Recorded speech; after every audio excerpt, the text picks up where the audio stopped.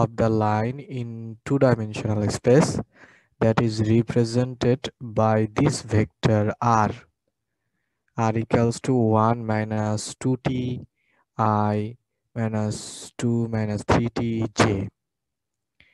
এই যে vector equation আর, এই ভেক্টর ইকুয়েশনটা দেখো একটা স্ট্রেট লাইন রিপ্রেজেন্ট করবে। কিভাবে আমরা বুঝলাম? এখানে উল্লেখ করা আছে যে line in two dimensional space, সরাসরি বলা আছে, আবার ইকুয়েশন দেখেও বোঝা যাচ্ছে। এখানে দেখো যে প্যারামেট্রিক ফর্মে দেওয়া আছে ভেক্টরটা। কোন প্যারামিটারের মাধ্যমে দেওয়া আছে? টি প্যারামিটার। টি প্যারামিটারের মাধ্যমে দেওয়া আছে। ওকে, তাহলে যে টি এর যে এক্সপ্রেশন গুলো, ভেক্টরের component, X component, Y component, দেখো সবগুলো হচ্ছে টি এর কি ফর্মে, লিনিয়ার না নন লিনিয়ার? লিনিয়ার। সো তাহলে অবশ্যই এই আর ভেক্টরটা একটা, যেহেতু two dimensional, straight line represent করবে। ওকে, জি স্যার। তাহলে এই যে স্ট্রেট লাইন, তাহলে স্ট্রেট লাইনের তো স্লোপ থাকে আমরা জানি। Every straight line has a slope or gradient. সেই স্লোপটা কত? আচ্ছা, তাহলে আমরা এই স্লোপটা কিভাবে বের করব? এটা অর্ডিনারি আমরা যেভাবে স্লোপ বের করতাম ঠিক সেভাবে বের করতে পারি। ফার্স্ট অফ অল, প্রথমে এই যে আর ভেক্টর, এখানে টি প্যারামিটারের ভ্যালু কিন্তু উল্লেখ করা নেই যে কোনো রেঞ্জ আছে কিনা। উল্লেখ করা আছে না স্যার। যে টি পজিটিভ হতে হবে বা নেগেটিভ হতে হবে, এরকম কোনো রেস্ট্রিকশন আছে টি এর? তার মানে টি হচ্ছে মাইনাস ইনফিনিটি থেকে পজিটিভ ইনফিনিটি পর্যন্ত। ওকে, জি স্যার। আচ্ছা, এবার আমরা এখন প্রথমে ধরে নিলাম যে যেহেতু ইচ্ছা মতো আমরা দুইটা পয়েন্ট নেই, কারণ স্লোপ বের করার যে সূত্র আমরা জানি, একটা সূত্র হচ্ছে কোটিদ্বয়ের অন্তর ডিভাইডেড বাই ভুজদ্বয়ের অন্তর, মনে আছে? জি স্যার। তাহলে আমরা প্রথমে একটা পয়েন্ট জিরো, টি ইকুয়ালস টু জিরো, সেই পয়েন্টে কত হবে? আর ভেক্টর অ্যাট জিরো, দেখো তো কত হয়? I minus 2j। জিরো দিলে আই মাইনাস টু জে। এটা টার্মিনাল পয়েন্ট কত? এটা তো একটা পজিশন ভেক্টর। এই পজিশন ভেক্টরের টার্মিনাল পয়েন্ট কত? তাহলে লাস্ট ক্লাসে আমরা গ্রাফ দেখে বলেছিলাম টার্মিনাল পয়েন্ট হবে কত? এটার অরিজিন হচ্ছে 0 0 আর টার্মিনাল পয়েন্ট হবে 1 -2। মাইনাস 2, এবং 1 মাইনাস 2 এই যে দেখো এটা ভেক্টর ফর্মে। সো যখন r ইকুয়ালস টু 0 তখন তার টার্মিনাল পয়েন্ট হচ্ছে 1 মাইনাস 2। আচ্ছা, এবার আরেক এর ভ্যালু আরেকটা পয়েন্টে বের করো, r ইকুয়ালস টু সাপোজ 1। আমরা যে এমনগুলো নেব যাতে ক্যালকুলেশন করতে সহজ হয়। if r equals to 1 then minus I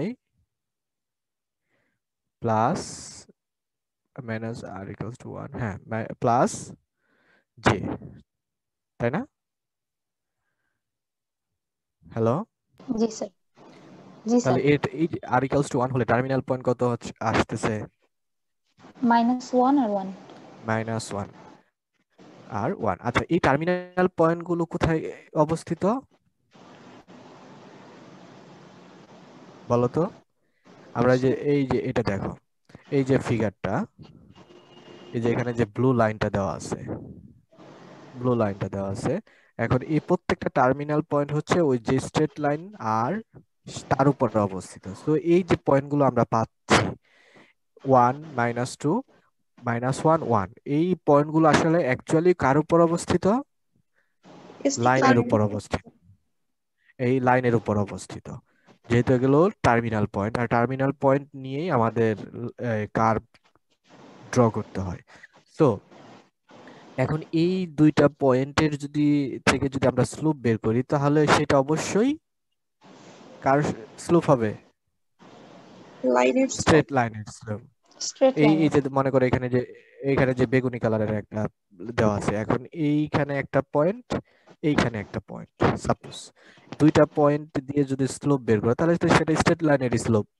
so এখন স্লোপ কোটি দ্বয়ের অন্তর ডিভাইড বাই ভুজ দ্বয়ের অন্তর, দেখো কত হয়, -2 -1 কোটি দ্বয়ের অন্তর, এই যে -2 -1 1 + 1, দ্যাট ইজ -3/2, অর্থাৎ এটা ডিক্রিজিং, নিচের দিকে যাবে।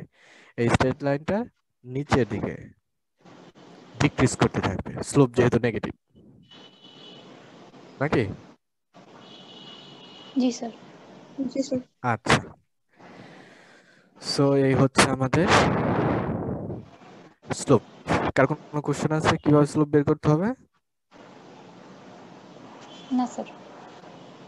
আমরা প্রথমে বলবো when t equals to 0 r 0 equals to this, that is the terminal point is 1 - 2.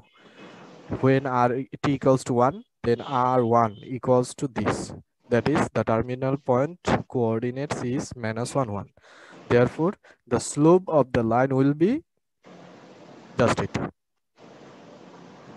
That's answer. আচ্ছা, এবার বি নাম্বারটা দেখো। What is the B? Find the coordinates of the point where the line intersects the xz plane. এই যে একটা line, এই যে এটা দেখো একটা লাইন, কিভাবে বুঝলাম লাইন? এখানে বলাও আছে লাইন, আবার দেখো ইকুয়েশনটা যদি দেখো, ইকুয়েশন টি এর মাধ্যমে অর্থাৎ টি প্যারামিটারের মাধ্যমে এক্সপ্রেস করা vector valued function, and every component is here linear in t, so it will be straight line in 3-dimensional. Suppose এই 20 নাম্বার ফিগারটা দেখো, এরকম একটা স্ট্রেট লাইন আসবে 3-dimensional. ওকে, জি স্যার। হ্যালো, জি স্যার।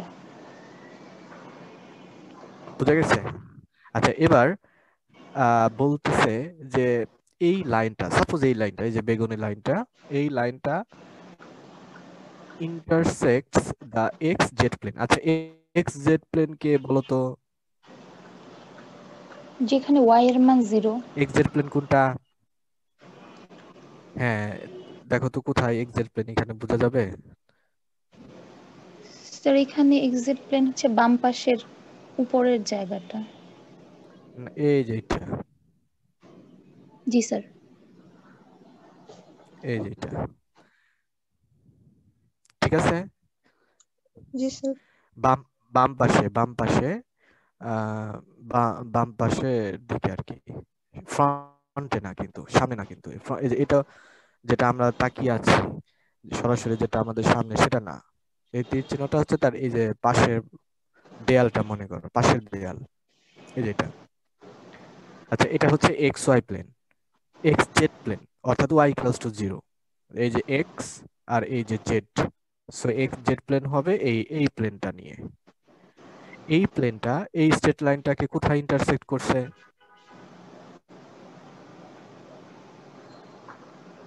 এই প্লেনটা, এই স্ট্রেট লাইন ব্লু, এই ফিগার দেখে বলো তো কোথায় ইন্টারসেক্ট করছে? পি পয়েন্টে। হ্যাঁ, দেখাই যাচ্ছে পি পয়েন্টে, এই যে পি পয়েন্টে ইন্টারসেক্ট করছে। সো এই পি পয়েন্টের স্থানাঙ্ক বের করতে হবে, সেটা আমাদের এখানে বলছে, find the coordinates of the point for the line this intersects the x Z plane. আচ্ছা, যেহেতু এটা এক্স জেড প্লেনের সাথে ইন্টারসেক্ট করবে, তাহলে অবশ্যই এই পি পয়েন্টে ওয়াই এর মান কিন্তু 0, am I right? G G sir. Sir. G sir. এই ইন্টারসেক্টিং পয়েন্টটা দুইটার উপরে অবস্থিত, আর এর উপরেও অবস্থিত, আবার এক্স জেড প্লেনের উপরে অবস্থিত। আমরা জানি যে কোনো পয়েন্ট এক্স জেড প্লেনে ওয়াই এর মান 0, 0 তার মানে ইন্টারসেক্টিং পয়েন্টে ওয়াই এর মান কি হবে? 0। 0। শিওর? জি স্যার। জি স্যার। আচ্ছা, তাহলে আমরা এইটাই ইউজ করবো এখন, যে এট এক্স জেড প্লেনে y component of r equals to 0 intersecting পয়েন্টের। সো অবশ্যই এখানে দেখো, এখানে y কম্পোনেন্ট কত আছে? আরে 1 minus 2t. কিন্তু ইন্টারসেক্টিং পয়েন্টটা তো দুইটার উপরে অবস্থিত, লাইনের উপরে অবস্থিত, প্লেনের উপরে অবস্থিত, তাই না? জি স্যার। যদি ওয়াইয়ের কম্পোনেন্ট 0 হয়, এক্স জেড প্লেনের উপর অবস্থিত বলে, তাহলে অবশ্যই 1 মাইনাস 2t এর মান কত হতে হবে? 0। 0. 1 মাইনাস 2t ইকুয়ালস টু 0 হতে হবে, আদারওয়াইজ ইন্টারসেক্টিং পয়েন্ট পাবো না। ইন্টারসেক্টিং পয়েন্ট হচ্ছে যেটা দুইটার উপরে অবস্থিত। আমরা দেখতে পেলাম X Y Z, X Z প্লেনের উপর অবস্থিত বলে ওয়াই এর কোঅর্ডিনেটস অবশ্যই ইন্টারসেক্টিং পয়েন্টের 0 হবে। আমরা এক্স আর জেড এর কম্পোনেন্ট জানি না, কিন্তু ওয়াই এর কম্পোনেন্ট আমি ফিক্স বলতে পারতেছি 0 হবে, যেহেতু পয়েন্টটা এক্স জেড প্লেনের অবস্থিত। এখন এই ইন্টারসেক্টিং পয়েন্টটা শুধু এক্স জেড প্লেনের উপর অবস্থিত না, আর এর উপর অবস্থিত। যদি ওয়াই এর কম্পোনেন্ট 0 হয়, তাহলে এখানেও ওয়াই এর কম্পোনেন্ট 0 হতে হবে। সো অবশ্যই 1 মাইনাস 2t ইকুয়ালস টু 0 হতে হবে ইন্টারসেক্টিং পয়েন্টের জন্য। সো টি এর ভ্যালু কত হবে বলো? 1 minus 2t equals to half. তার মানে টি এর মান হাফ বসালে আমাদের এই এই এখান থেকে যা পাওয়া যাবে সেটাই হচ্ছে ইন্টারসেক্টিং পয়েন্ট। দেখো তো ক্লিয়ার কিনা? হ্যাঁ, হ্যালো, জি স্যার, বুঝতে পারছি। এই যে এইটা তো ওয়াই এর কম্পোনেন্ট, ওয়াই এর কম্পোনেন্ট অবশ্যই 0 হতে হবে, আদারওয়াইজ ইন্টারসেক্টিং পয়েন্টটা এক্স জেড প্লেনে থাকবে না। যেহেতু এক্স জেড প্লেনে থাকতেছে, অবশ্যই ওয়াই এর কম্পোনেন্ট 0, এটাকে মনে মনে 0 ধরো। 0 ধরলে টি এর ভ্যালু পাবা হাফ।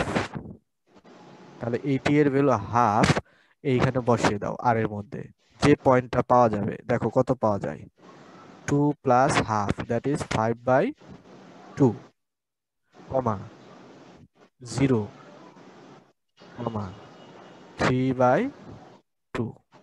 তাহলে এইটাই হচ্ছে সেই ইন্টারসেক্টিং পয়েন্ট যেটা এক্স জেড প্লেনের উপর অবস্থিত। এই যে ওয়াই এর কোঅর্ডিনেট 0 এবং ইন্টারসেকশন, দেখো এই পয়েন্টটা এক্স জেড প্লেনে আছে, এটাও আছে, দুটার মধ্যেই আছে। ওকে, জি স্যার। খুব ইজি। আচ্ছা, এবার 15 নাম্বারটা দেখো তো, sorry 16। Find the Y intercept of the line in two-dimensional space that is represented by the vector equation this. এই যে ভেক্টর ইকুয়েশন, এটা একটা straight line in two dimensional, because যে ভেক্টরটা দেওয়া আছে ভেক্টর ভ্যালুর ফাংশন, সেটা দেখো linear in the parameter T, so it will be straight line. এবং আমাদের ডাইমেনশন 2, তাহলে two dimensional space line, straight line. এখন এই two dimensional straight line Y axis থেকে কত অংশ কেটে নাই সেটা বের করতে বলছে। আচ্ছা, ওয়াই অ্যাক্সিস থেকে কতটুকু অংশ যদি কেটে নিতে হয়, মনে করে ওয়াই অ্যাক্সিস থেকে, তাহলে এই ফিগার থেকে কোনটুকু কেটে নিচ্ছে? এইটুকু। জি স্যার।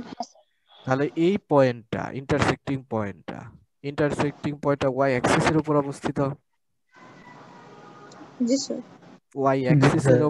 অবস্থিত হলে এখানে এক্স এর ভ্যালু কত? 0।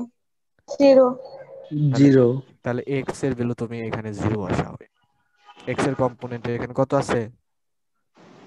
3 প্লাস 3 2t। plus 2t।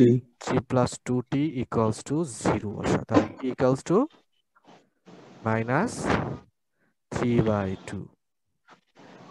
তাহলে -3/2 যদি তুমি বসাও এই যে আর ভেক্টরে, তখন দেখো আর ভেক্টরের থেকে কি পাবা? -3/2 সময়, বলো, এই আর ভেক্টরে 3/2 বসাও, কি পাবা? একটা ভেক্টর। মাইনাস 0, 3/2t 0i, আর হচ্ছে -15 বাই বাই 2j। 2j। তা এটা পয়েন্ট আকারে লিখলে কত হবে? 0, -15। 0 minus 15/2। তার মানে এটা আসলে এই যে 15। আমাদের ফিগারটা এরকম না হয়ে এরকম হবে নিচের দিকে। এইটা 0 মাইনাস 15/2। তাহলে বলো এই লেন্থ কত? ও অ্যাক্সিস থেকে কতটুকু কেটে নিছে? অরিজিন থেকে 15/2। 15/2 দৈর্ঘ্য। আর -15/2 বলতে পারো, তাহলে আর নিচের দিকে কেটে নিছে, এটা আর বলার দরকার নেই। ঠিক আছে? জি স্যার। আচ্ছা, এবার তাহলে বি নাম্বারটা দেখো। B, find the coordinate. এখানেও লাইন দেখো লিনিয়ার বলে এই প্লেনের সাথে ইন্টারসেক্ট করবে। এই আর এই প্লেন যেখানে ইন্টারসেক্ট করবে সেটা সেই পয়েন্টের কোঅর্ডিনেটস বের করতে বলছে। আচ্ছা, তাহলে ইন্টারসেক্টিং পয়েন্টটা দেখো, আমার কথাটা একটু শোনো। ইন্টারসেক্টিং পয়েন্টটা কিন্তু এই লাইনের উপর অবস্থিত, আবার এই প্লেনের উপর অবস্থিত। ঠিক আছে? জি স্যার। তাহলে আহ, আমরা যদি ইন্টারসেক্টিং পয়েন্টটা মনে মনে এক্স ওয়াই জেড ধরি, ইন্টারসেক্টিং পয়েন্টটা সাপোজ, তাহলে এই পয়েন্টটা এই প্লেনের ইকুয়েশনকেও স্যাটিসফাই করবে, আবার এই লাইনের ইকুয়েশনকেও স্যাটিসফাই করবে। ঠিক আছে? জি স্যার। আচ্ছা, তার মানে এই ইকুয়েশনটাতে এক্স ওয়াই জেড এর যে ভ্যালু এইখানেও তাই হবে, সমান হতে হবে ইন্টারসেক্টিং পয়েন্টের জন্য। বুঝা নাই?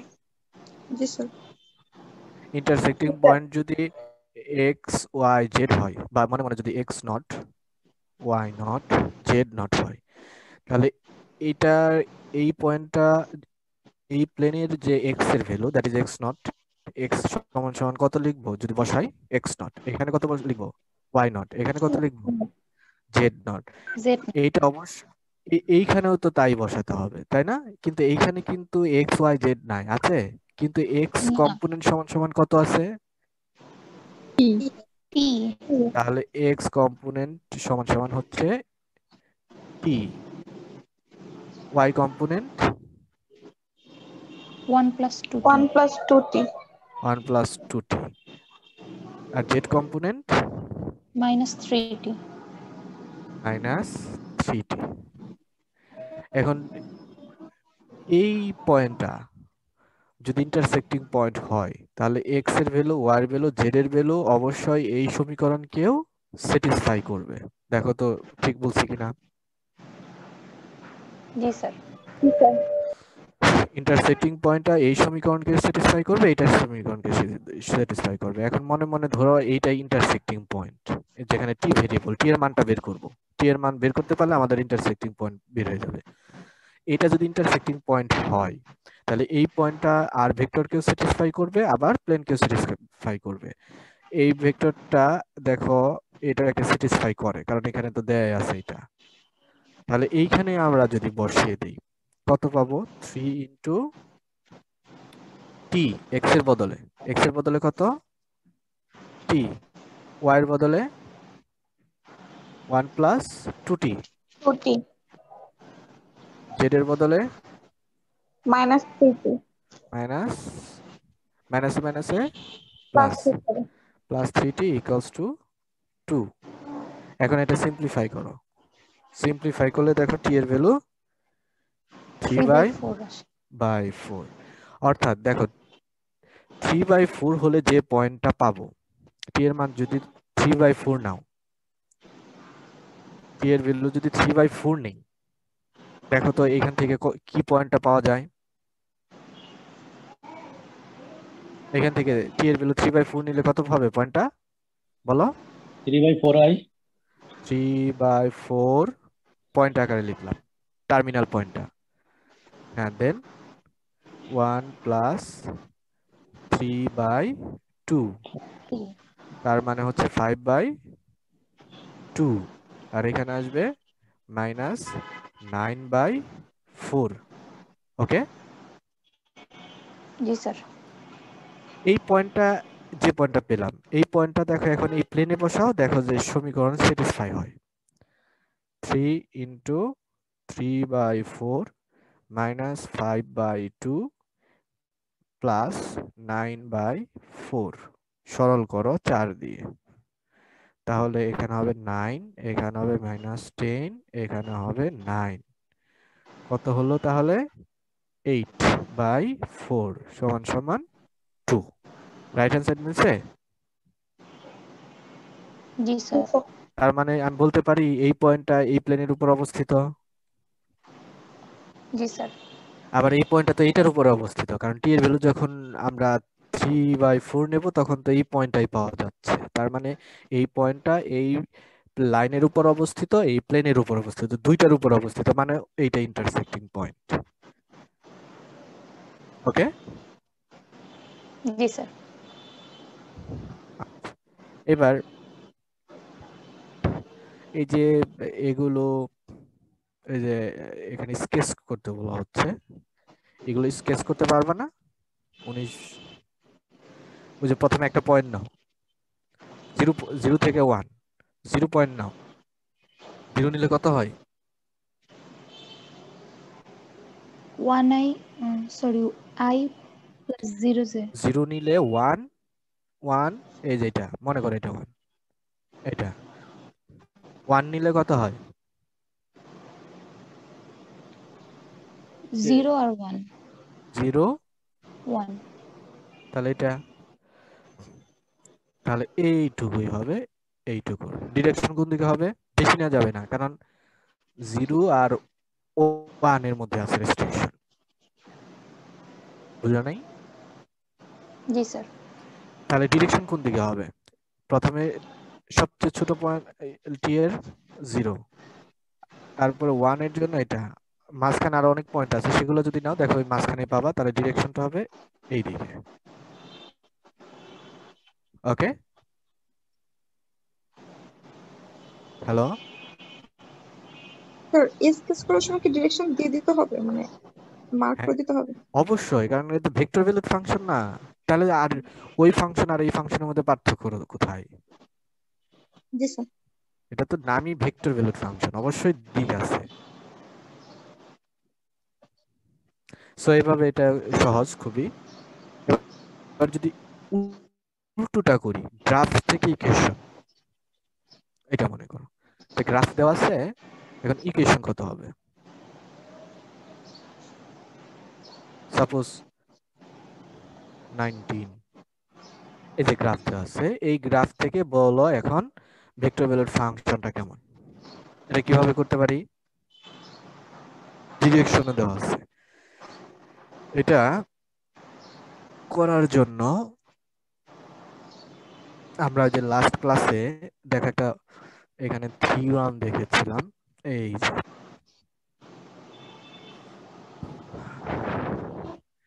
এই যে থিওরামটা,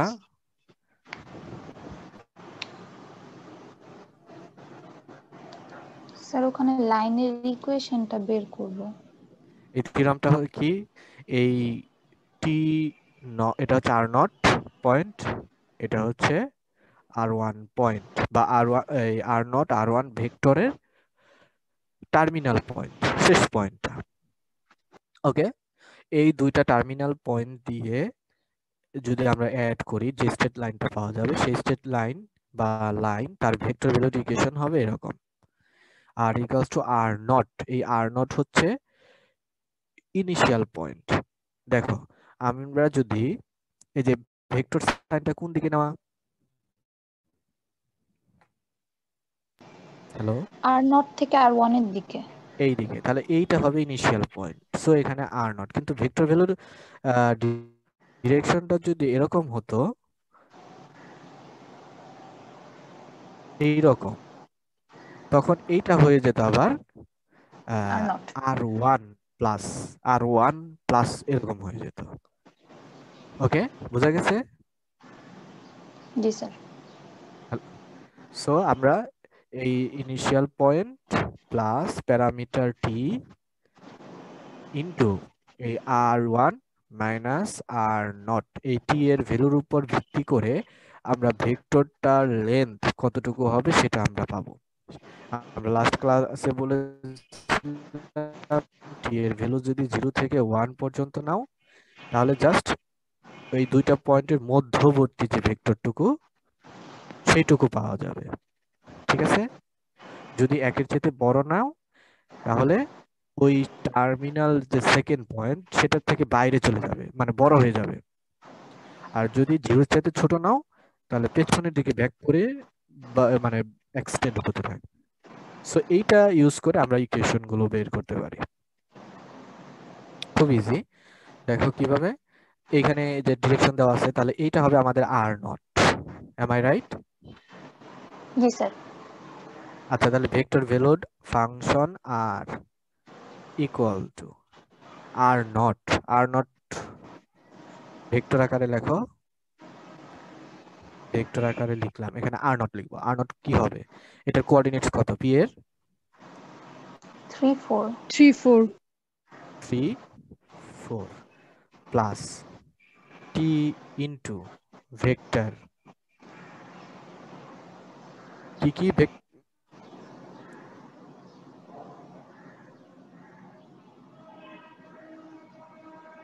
স্যার আপনার কথা শোনা যাচ্ছে না। হ্যালো, হ্যাঁ জি স্যার, এখন শোনা এটা আরো যাচ্ছে, ওয়ান এতক্ষণ হবে না? শোনা যায় না। হ্যালো, জি স্যার। তাহলে এটা আরো ওয়ান হলে এটা কত হবে? 0 0 0 0 0 9 0 মাইনাস 4, আবার মাইনাস করতে হবে তো, তাহলে ভেক্টর ভেক্টর বিয়োগ হবে, তাহলে করেসপন্ডিং কম্পোনেন্ট গুলো বিয়োগ হচ্ছে। এবার এটা ই করো, 3 4 প্লাস টি মাইনাস 3 মাইনাস 4, এবার অ্যাড করো 3 মাইনাস 3t কমা 4 মাইনাস 4t। এটাকে যদি ভেক্টর আকারে লেখা হয় তাহলে কিভাবে লিখবো? 3 minus 3ti plus 4 minus 4t j। এই হচ্ছে আমাদের এই ভেক্টরটার ভেক্টর ভ্যালু ইকুয়েশন লাইনটার। ওকে, জি স্যার। সমস্যা আছে কারো? না স্যার। তাহলে অনুরূপভাবে 20 নাম্বারটা পারা যাবে যে এটাও একই, এই যে ডিরেকশন দেওয়া আছে স্ট্রেট লাইন, তাহলে ওই থিওরাম দিয়েই আমরা করতে পারবো। আর এবার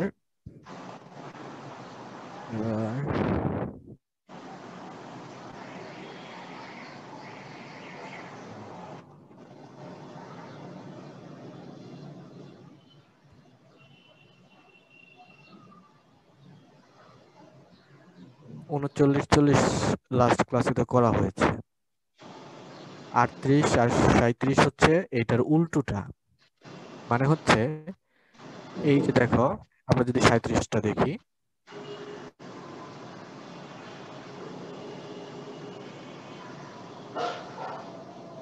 এই যে ইকুয়েশন, দুইটা ইকুয়েশন দেওয়া আছে, এটা হচ্ছে একটা ইলিপ্টিক 3 ডাইমেনশনাল ইলিপস, আর এটা 3 ডাইমেনশনাল প্যারাবোলা।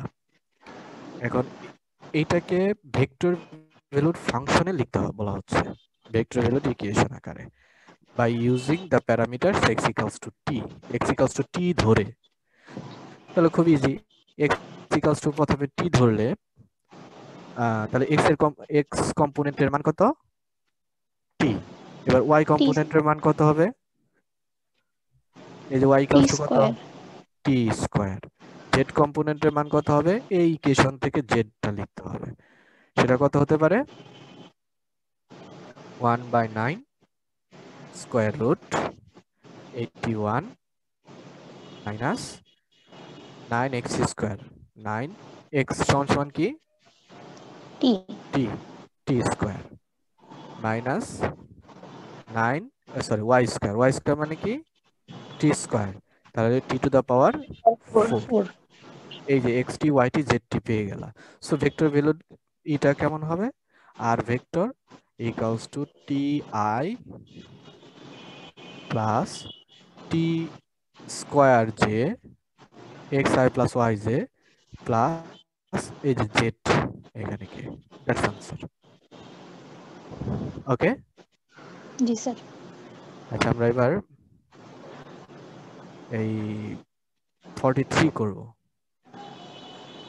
43 42টা তোমরা পারবা। আচ্ছা 42 করে দেই।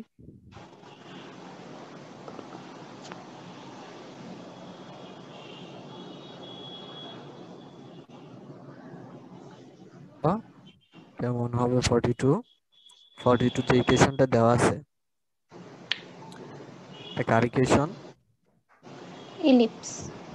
42 show that it's an ellipse। এটা আমাদের প্রথমে দেখাতে হবে এটা একটা ইলিপসের ইকুয়েশন। তো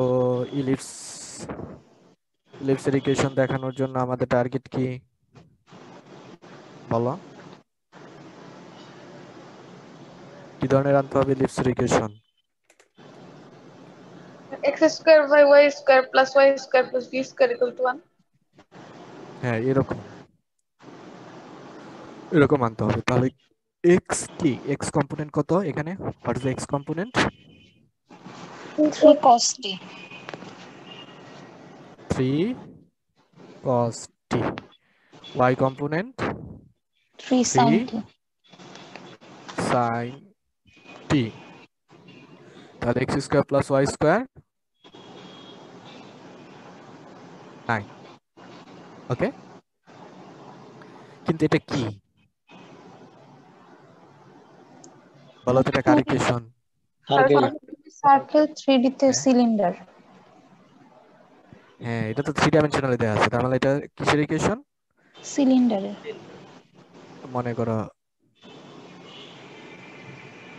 এই সিলিন্ডারটা। ওকে, জি স্যার। আচ্ছা কিন্তু আরেকটা তো কম্পোনেন্ট দেওয়া আছে, জেড সেটা কত? Z. 3 sin Z t equals to 3 sine T, মানে হচ্ছে জেড ইকুয়ালস টু দেখো ওয়াই ইকুয়ালস টু কত ছিল? 3 sin t Z equals to Y. Z equals to Y এটা কি? জেড ইকুয়ালস টু ওয়াই এটা একটা প্লেন। কি প্লেন। প্লেন? তাহলে প্লেনটা কেমন হবে? প্লেনটা কেমন হবে বলো? আমি বলেছিলাম ওই যে মাল্টিপল ইন্টিগ্রাল করার সময় যে কিভাবে এই প্লেনগুলো ড্র করতে হয়। মনে করো এটা জেড অ্যাক্সিস, এটা মনে করো এক্স, এটা মনে করো ওয়াই। আচ্ছা এখানে x equals to y, sorry z equals to y, বা বলতে পারো y minus z equals to 0 বলা যায় না? জি স্যার। আচ্ছা এটা দেখো ওয়াই আর জেড এর ভ্যালু আছে, মনে মনে তুমি যদি ওয়াই এর ভ্যালু একটা বসাও, ওয়াই এর ভ্যালু কত বসাতে পারবা? একটা কিছু বসাও, তাহলে জেড এর ভ্যালু কিন্তু সেটাই বসাতে হবে। ওয়াই এর ভ্যালু এটা ওয়াই এর ভ্যালু যদি তুমি 2 বসাও,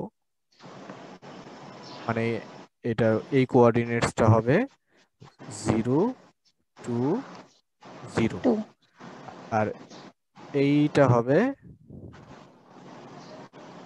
এই পয়েন্টটা, শুধুমাত্র জেড অ্যাক্সিসের উপর অবস্থিত, এবং সেম বসাতে হবে 0 0 2। তাহলে এইটা যদি অ্যাড করো তাহলে এই যে স্ট্রেট লাইন এটাই হচ্ছে y ইকুয়ালস টু জেড। ওকে, জি স্যার। কিন্তু এখানে 3 ডাইমেনশনাল, তাহলে এখানে নেই কে, এই ইকুয়েশনটাতে নেই এক্স। এক্স, তাহলে এই লাইনটাকে এক্স অ্যাক্সিসের দিকে এক্সপান্ড করতে হবে। অর্থাৎ আহ, একটা মনে করো যে যে কোনো একটা কিছু, যে আমাদের যে খাতা, এই খাতাটা তুমি যদি একটা অ্যাঙ্গেল করে কোথাও দেয়ালের মধ্যে রাখো, সেইরকম একটা প্লেন হবে বাঁকা। সো এই y ইকুয়ালস টু জেড, এটা এইরকম একটা প্লেন হবে।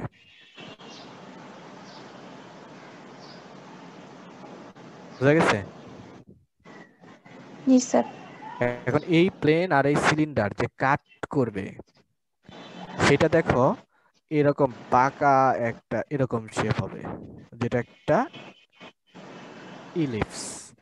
যদি এটা এই বাঁকা না থেকে যদি সোজা হতো, বাঁকা না হয়ে প্লেনটা যদি সোজা হতো তাহলে কিন্তু আর ইলিপস হতো না, প্লেনটা যদি এরকম হতো সোজা, তখন ইন্টারসেক্টিং পয়েন্ট আর এই সিলিন্ডার প্লেন, এই প্লেন আর এই সিলিন্ডার ইন্টারসেক্টিংটা তখন এরকম বাঁকা হতো না, হতো একটা circle.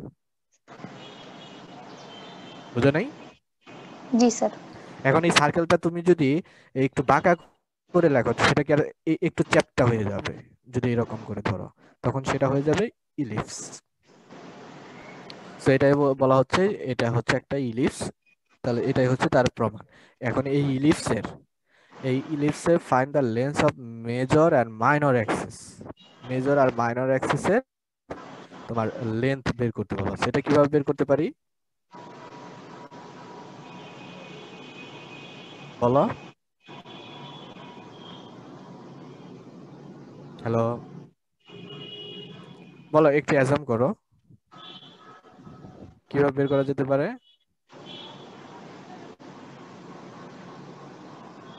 Major Axis minor Axis বের করার সূত্র মনে আছে না?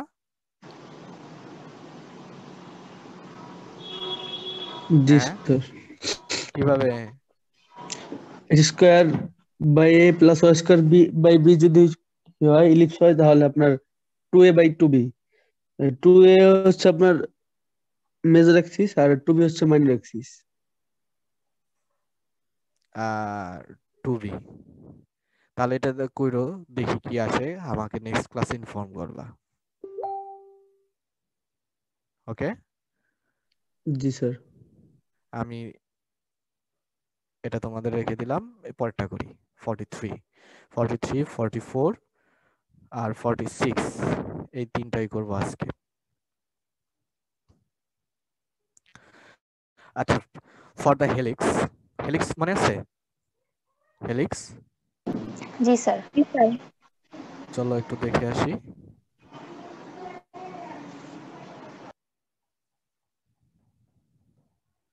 এই যে গাছ, গাছ যখন কোনো আহ, গাছের লতা যে গাছ আরেকটা গাছ বেয়ে উপরে ওঠে, এইভাবে পেঁচিয়ে পেঁচিয়ে উপরে ওঠে, এইটাই এক একটা হেলিক্স।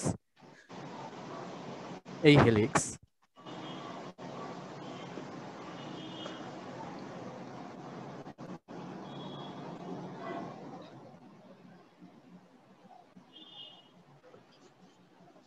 এই হেলিক্সের equation r equals to a cos t, a sine t and c t. Okay, তাহলে এটা একটা সার্কুলার হেলিক্স হবে। কি হেলিক্স হবে এটা? Circular helix. Circular helix. কারণ ওই যে এক্স কম্পোনেন্ট দেখো কত, এ এ কস টি, cos t আর এখানে y y sin। Component a sine t. তাহলে যদি স্কোয়ার করো x square plus y square, a square আসবে। X square plus y square equals to a square. তাহলে এটা ইলিপসটা, সরি সিলিন্ডার না, জি স্যার। 3 dimensional cylinder. এই সিলিন্ডার বেয়ে বেয়ে উপরে উঠবে, এরকম বেয়ে বেয়ে উপরে উঠবে সিলিন্ডার বেয়ে বেয়ে হেলিক্সটা। এই যে জেড এর মানটা দেখো টি এর উপর ডিপেন্ডেন্ট, সিটি মানে টি বাড়তে থাকবে, এটা উপরে আস্তে আস্তে যেতে থাকবে। And find the value of c where c is positive such that the helix will make one complete turn in a distance 3 units. 3 unit পরে যে একটা সম্পূর্ণ টার্ন সে কমপ্লিট করবে। ঠিক আছে, তাহলে সি এর ভ্যালুটা কত? মানে হচ্ছে আমরা যদি আবার ফিগারটাতে যাই,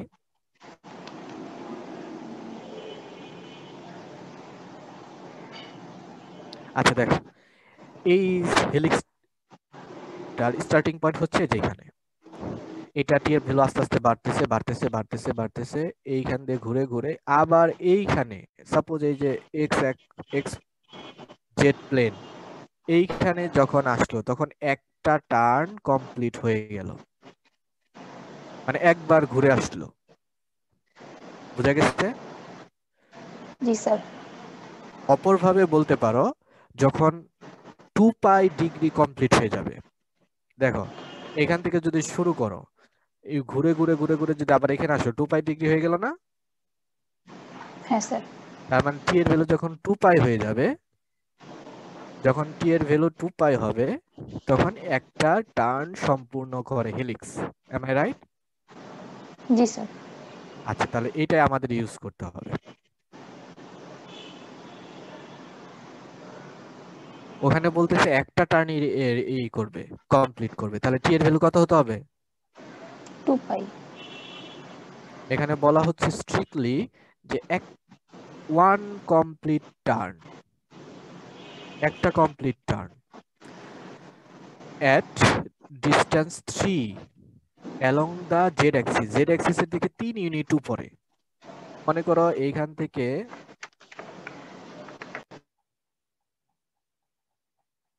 এই যে এখানে যে আমরা হেলিক্সটা দেখতেছি, এইখান থেকে এই এইটুকুর ওয়াই অ্যাক্সিস এর দিকে দূরত্ব, লম্ব দূরত্ব এইটুকু হবে 3 ইউনিট। আর মানে এইটুকু, এই পয়েন্টে জেড এর ভ্যালু তাহলে কত হবে? 3। 3 হবে। বোঝা যায় নাই?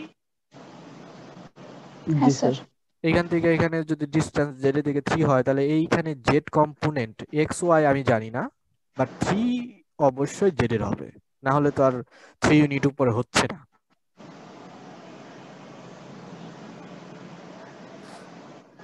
আচ্ছা,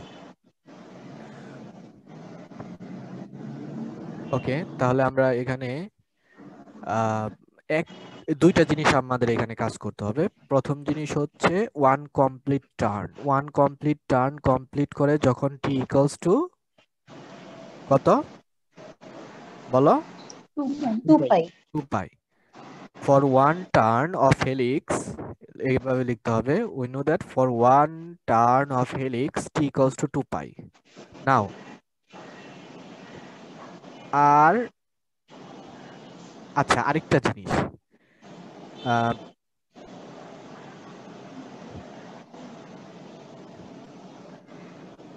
আবার একটু পেছনে যাই, এইখানে আহ,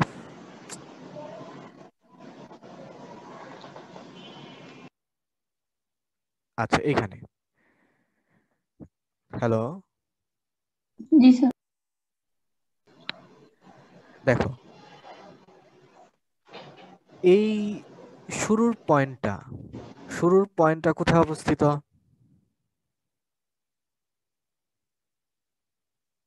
এই হেলিক্সের জন্য যে গ্রাফটা ড্র করা আছে, t equals to 0 x y প্লেনে অবস্থিত, এক্স ওয়াই প্লেনে। প্লেনে অবস্থিত বা এক্স অ্যাক্সিসের উপর অবস্থিত। এখন সেখানে জেড এর মান কত? 0। 0। 0। তাহলে এইখানে এইখানে যদি জেড এর মান, এখানে জেড এর মান যদি 5 হয়, তাহলে এইটুকু লম্ব দূরত্ব কত? 5। 5। 5। ওকে, কিন্তু সাপোজ এইখানে এই যে পয়েন্টটা এক্স ওয়াই প্লেনে অবস্থিত না হয়ে একটু উপরে অবস্থিত, যেখানে জেড এর ভ্যালু মনে করো 2, সাপোজ এই পয়েন্টে জেড এর ভ্যালু 2, তাহলে এই পয়েন্টে জেড এর ভ্যালু যদি 5 হয়, তাহলে মধ্যবর্তী ডিসটেন্স জেড এর দিকে, জেড এর মধ্যবর্তী লম্ব দূরত্ব কত? 3। 5 minus 2। 3। 5 মাইনাস 2 3, এটা কিন্তু ইউজ করতে হবে। তার মানে ওই যে আমাদের কোশ্চেনে বলা আছে 3 একক উপরে জেড অ্যাক্সিসে, জেড অ্যাক্সিসের দিকে 3 ডিস্টেন্স যাবে, তাহলে প্রথমে দেখতে হবে অরিজিনালি সে আসলে কততে আছে। টি ইকুয়ালস টু 0 তে, টি ইকুয়ালস টু 0 তে জেড এর ভ্যালু কত সেটা আমাদের মেজার করতে হবে।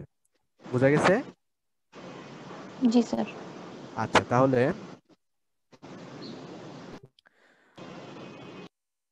আমরা প্রথমে টি ইকুয়ালস টু 0 তে, দেখো তো ভেক্টর ভ্যালু কত হয় টি ইকুয়ালস টু 0 তে? A I, a 0 A I plus 0 plus 0, এই যে আই সাইন 0 তো 0, জি স্যার। এটাও 0 না? তার মানে এই যে পয়েন্টটা পেলাম টি ইকুয়ালস টু 0, এই টার্মিনাল পয়েন্ট কত? এ এ 0 0 0 0, তার মানে অরিজিনালি অর্থাৎ ইনিশিয়াল টাইমে z এর ভ্যালু কত? 0 0 0, মানে এক্স ওয়াই প্লেনে অবস্থিত, ওই যে ফিগারটা যেরকম দেওয়া আছে ওরকম। আচ্ছা, এবার একটা টার্ন যখন কমপ্লিট করে, এখানে শুধু বলা হচ্ছে একটা কমপ্লিট টার্ন করতে হলে টি এর ভ্যালু কত? 2 pi 2 pi. 2 pi equals to, দেখো এখানে 2 পাই বসাও, cos n pi equals to 0, মনে নেই? জি hello, cos n sir cos n pay is equal to 0 না তো sin n cos pay is n equal to 0 minus cos n -1 minus 1 to the power n, cos sin n pi equals to 0, হ্যাঁ sir sin n pi 0, cos n pi equals to -1 to the power n, এ পাই এখানে কত? 2 পাই, তাহলে এখানে positive আসবে। So ai এটা 0, কিন্তু জেডেরটা কত হবে? সি 2 pi c 2 পাই কে। তাহলে যে ভেক্টরটা পেলাম, এটার টার্মিনাল পয়েন্ট কত? এ 0, সি 2 পাই। আচ্ছা, শুরুতে জেড এর ভ্যালু 0, শেষে 2 পাই, একবারে শেষে সি 2 পাই। একটা কমপ্লিট যখন হলো, আমাদের কোশ্চেন হচ্ছে একটা কমপ্লিট, তাহলে দূরত্ব কত? একটা কমপ্লিট হলে জেড এর দিকে কত দূরত্ব যাচ্ছে? c 2 pi সি 2 2 পাই pi মাইনাস 0, এখানে 0 আছে দেখে, দ্যাট ইজ সি 2 2 pi পাই। তাহলে একটা কমপ্লিট করলে জেড এর দূরত্ব আসতেছে কত? সি 2 পাই, লম্ব দূরত্ব, কিন্তু বলা হচ্ছে কত ইউনিট যেতে হবে? 3 ইউনিট, তার মানে অবশ্যই এইটাই হবে 3 ইউনিটের সমান। ওকে, জি স্যার তাহলে এখানে সি এর ভ্যালু কত? সি ইকুয়ালস টু 3/2 পাই, দ্যাটস আনসার। কিন্তু সাপোজ এইটাই এইখানে যদি জিরো না হয়ে, সাপোজ আসলো পাই, সাপোজ, তাহলে এইখানে কিন্তু এইখানে এই দুইটা ডিসটেন্স কত হবে? জেড এর দিকে জেড এর লম্ব ডিসটেন্স কত? হাফ জেড এর লম্ব ডিসটেন্স হবে কত? c 2 pi minus pi হ্যাঁ, সি 2 পাই মাইনাস minus পাই, pi বা পাই কমন নিলে 1 মাইনাস, সরি 2c মাইনাস 1 পাই, এটা কিন্তু সমান সমান 3 হতো। এই কারণে আমরা কিন্তু এটা বের করে নিছি, অরিজিনালি জেড এর টি ইকুয়ালস টু 0 তে জেড এর মানটা কত সেটা ক্যালকুলেট করে। আচ্ছা, এবার যদি এক্স অ্যাক্সিসের জেড অ্যাক্সিসের দিকে না বলে এক্স অ্যাক্সিস বা ওয়াই অ্যাক্সিস জেড অ্যাক্সিস এগুলোর অন্য অ্যাক্সিস বলে, তাহলে কিন্তু একইভাবে বাট ওই কম্পোনেন্টটা নিতে হবে। বুঝা যায়নি? জি স্যার আচ্ছা, এবার 44টা দেখো। হাউ মেনি রেভলিউশনস, রেভলিউশন মানে যে আমরা যে একটা কমপ্লিট ঘুরে আসলাম সার্কুলার হেলিক্সে, আবর্তন আবর্তন, একটা ঘুরে আসা, এই যে একটু আগে যেটা করলাম সেটা একটা রেভলিউশন হয়েছে। How many revolutions for this circular helix make in a distance 10 units measured along the z axis.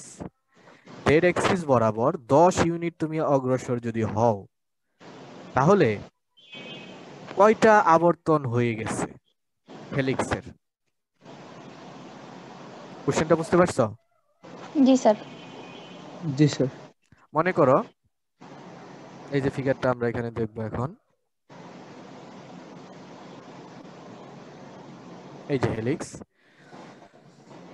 এখান থেকে আমরা যদি 10 এখান থেকে শুরু করলাম, এইখানে মনে করো থামলো, এই পয়েন্টে সাপোজ জেড এর ভ্যালু কত ছিল যেন কোশ্চেনটাতে? 10 ইউনিট, 10 ইউনিট। এখন এই পয়েন্টটা পর্যন্ত কয়টা আবর্তন সম্পূর্ণ করছে এই ফিগারে? 1.5 1.5, তাহলে এটাই হবে আনসার, সাপোজ 1.5। ওকে, জি স্যার। তাহলে আমাদের ওই কোশ্চেনটাতে তাই বলছে যে 10 ইউনিট গেলে কয়টা আবর্তন সম্ভব হবে। তাহলে তুমি আগে 1 ইউনিট যাওয়ার জন্য কয়টা আবর্তন হয় সেটা আগে দেখো, আগেরটার মতো। আচ্ছা, আমরা এটা কিভাবে করতে পারি? উম, আচ্ছা দেখো, z equals to 0, যখন r equals to 0, r equals to 0 পয়েন্টে কত আছে আমাদের? ai, 0। তার আর বাকিগুলো 0 না? তার মানে a জি স্যার। 0 0। তাহলে ইনিশিয়ালি z এর ভ্যালু কত আছে? 0। 0। এখন আমি জানি না যে কয়টা আবর্তন হয়েছে, জানি না, কিন্তু না। বলা হচ্ছে 10 ইউনিট জেড উপরে যাবে, তাহলে 10 ইউনিট ইনিশিয়ালি ছিল 0। এখন 0। আমরা জানি না কখন 10 ইউনিট উপরে যাবে, সেটা বের করার জন্য দেখো এটা হচ্ছে জেড কম্পোনেন্ট। এই কম্পোনেন্টের মান যখন 10 হবে তখনই তো জেড ইউনিট উপরে যাবে, 10 ইউনিট, হ্যাঁ স্যার। তখনই 10 ইউনিট উপরে যাবে না? জি স্যার। অর্থাৎ এই জেড কম্পোনেন্টের ভ্যালু যদি 10 হয়, কারণ শুরুতে 0 আছে, এখন শুরুতে যদি 1 হতো, সাপোজ 1, শুরুতে 1, তাহলে কত যেতে হলে এটার ভ্যালু কত হলে 10 ইউনিট উপরে যাবে? 11। 11, তখন কিন্তু এখানে 11 নিতে হবে। আবার বলি, সাপোজ এখানে ইনিশিয়ালি জেড এর ভ্যালু 2 আসলো, বললো যে 10 ইউনিট উপরে যেতে হবে, তার মানে ইনিশিয়ালি 2 ইউনিট উপরে আছে, এখন ওখান থেকে 10 ইউনিট, ওখান থেকে 10 ইউনিট যেতে হলে শেষে এই জেড এর ভ্যালুটা কত হতে হবে? 12, তখন বিয়োগ করলে দেখো 10 আসবে। আচ্ছা যাই হোক, এখন আমাদের অরিজিনালি কত আছে? অরিজিনালি 0। এখানে 0, তাহলে এখন 10 ইউনিট উপরে জন্য এই জেড এর কম্পোনেন্ট 10 হতে হবে, তাহলে টি এর ভ্যালু কত তখন? 50। 50। টি এর ভ্যালু 50, অর্থাৎ টি যখন 50 তখন ওই হেলিক্সটা 10 ইউনিট উপরে ওঠে। ওকে, তাহলে টি এর মান 50 বসাও, টি এর ভ্যালু 50 বসাও, দেখো এই এই এখানে যা আসবে আসুক, কিন্তু এইখানে আমাদের 10 আসবে জেড এর, তার মানে 10 ইউনিট উপরে আসতেছে তখন। এখন এইটুকুর মধ্যে এই যে টি এর ভ্যালু যখন 50, কয়টা আবর্তন হয়ে গেছে সেটা বের করতে হবে। টি যখন 50 তখন কয়টা আবর্তন হয়েছে সেটা বের করতে হবে। আচ্ছা আমরা জানি টি ইকুয়ালস টু যখন 2 পাই তখন কয়টা আবর্তন হয়? একটা। একটা। একটা। তাহলে টি এর ভ্যালু যখন 1 তখন কয়টা আবর্তন হবে? 1/2 পাই। যখন টি এর ভ্যালু 50 তখন কয়টা আবর্তন হবে? 15/2 পাই। 15/2 পাই, দ্যাট মিন্স 25/পাই। এই কয়টা আবর্তন হয়ে যাবে, ফ্র্যাকশন আসবে। দেখো তো ক্লিয়ার কিনা? জি স্যার। হ্যাঁ, ওকে, জি স্যার। কোনো সমস্যা আছে? আচ্ছা এবার দেখো লাস্ট ওয়ান আজকের 46, describe the curve r equals to a cos t b sin t c t।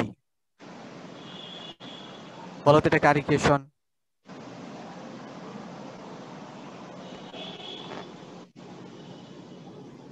এটা কার ইকুয়েশন বলা যাবে? স্যার এখানে তো কোনো কন্ডিশন নাই, বলছে পজিটিভ আর a not equals to b।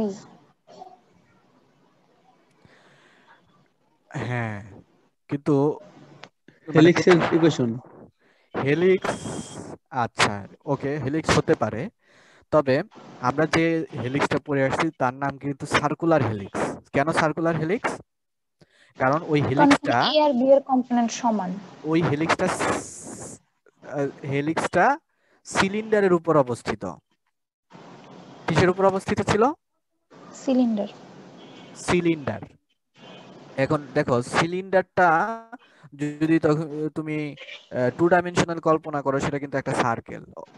তো এই কারণে ওইটা সার্কুলার হেলিক্স। এখন এইখানে কি বলতেছে, এইখানে দেখো আমরা x সমান সমান দেখতে পাচ্ছি a cos t here, y component is here t sin t, and z component is T. ct. Okay, now if we add x square by a square plus y square by b square, then we will get only 1, otherwise not. Am I right? G sir. এখান থেকে if we perform this x square by a square plus y square b square, then we'll get equals to 1. So what does it represent now? What does it represent? Ellipse. Ellipse. In 2-dimensional. In 2-dimensional it's an ellipse, but it's not 2-dimensional case. তাহলে এটা কি?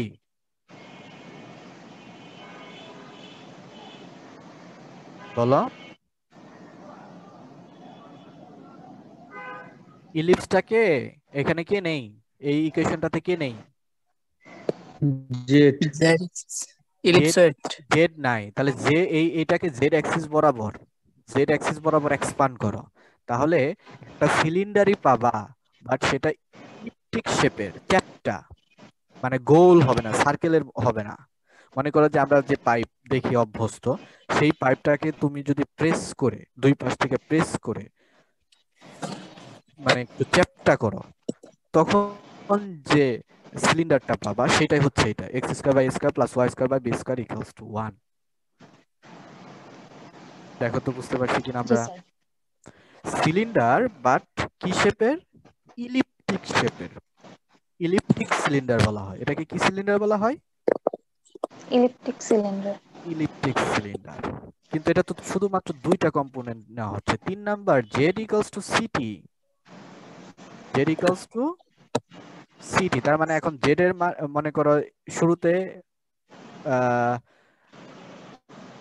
z এর মান t এর মান বাড়ার সাথে সাথে z এর মান কি করতে হবে? বাড়বে না? হ্যালো? জি স্যার, বাড়বে। বাড়বে। আচ্ছা, তাহলে ওই যে এইটাই আমাদের এই যে হেলিক্সটা যে ছিল এখানে,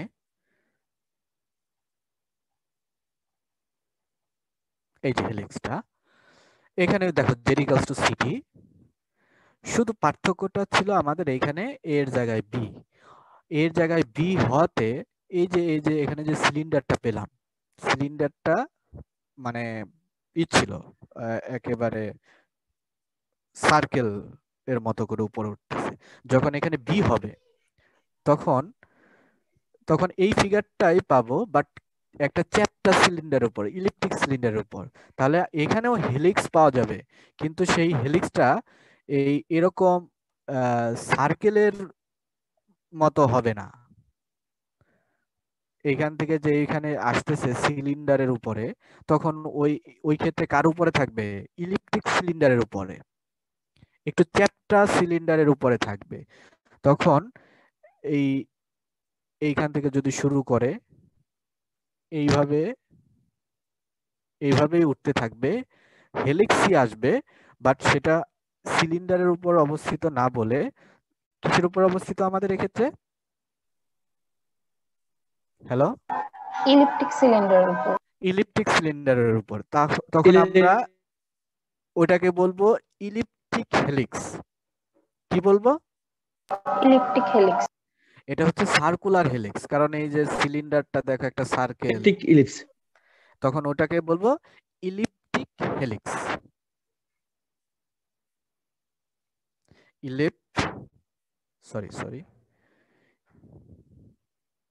ইলিপ্টিক হেলিক্স। সো ওই কার্ভটা আমাদের যে ইকুয়েশনটা দেওয়া আছে ওটা একটা ইলিপ্টিক হেলিক্স। বুঝা গেছে? হ্যালো? জি স্যার। জি স্যার। কারো কোনো কোশ্চেন আছে? না স্যার। তাহলে এই পর্যন্ত যেগুলো করানো হয়েছে এগুলো করো, আর বইটা তোমরা ডাউনলোড করে ফেলো। আর দেওয়ার দরকার আছে, পিডিএফ দেওয়ার দরকার আছে। স্যার পিডিএফ আকারে দিলে আমাদের জন্য সুবিধা হতো, কারণ অনেক সময় অনেকের স্পেস থাকে না তো। আচ্ছা ঠিক আছে, আমি দিয়ে দেবো। ঠিক আছে, তো আজকে এ পর্যন্ত থাক। নেক্সট ক্লাসে আমরা এই পরবর্তী চ্যাপ্টারে চলে যাব, এই জি sir. Limit, continuity, differentiability. Vector ভ্যালুর আমরা ফাংশনে যা যা পড়ছি, লিমিট, কন্টিনিউটি, ডিফারেন্সিবিলিটি, এখানেও তাই পড়বো, বাট একটু সংক্ষেপে। ওকে জি স্যার। ওকে, আল্লাহ হাফেজ। আসসালামু আলাইকুম।